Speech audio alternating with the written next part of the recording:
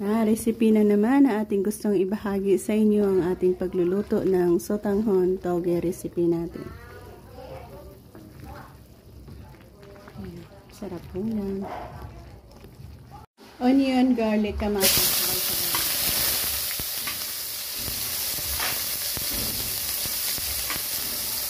Sabay na rin natin ang hipon.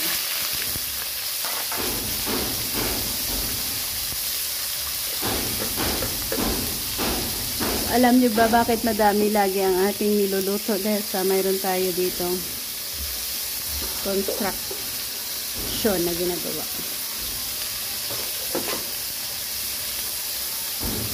Yan natin ang toge. Isa yan sa kanilang breakfast.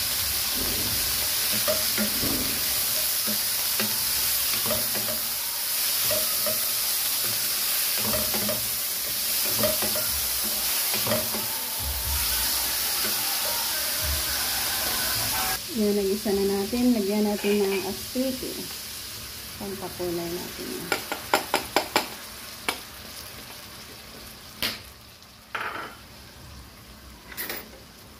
Lagyan na rin natin ng oyster sauce.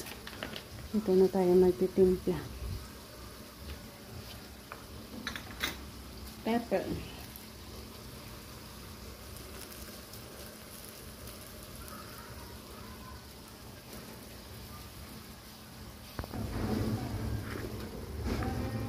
Patola.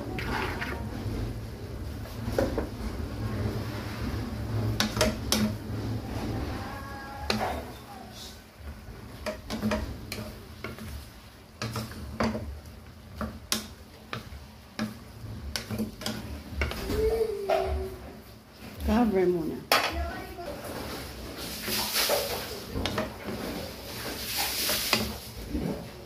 Ayan, lagyan na natin siya. Tapos sa patubig para sa sabaw natin.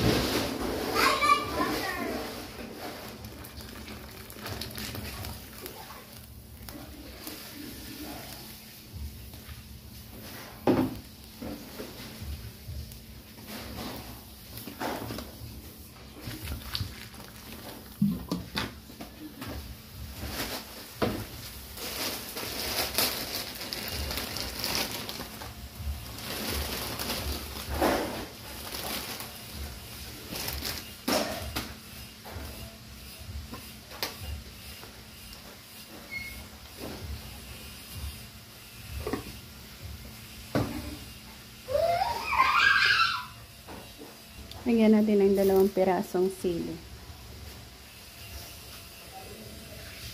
So, ayan, isang kulo and we are ready to eat. Naibahagi ko na naman sa inyo ang ating simplihang paggawa dito ng ating recipe. Thank you again, guys.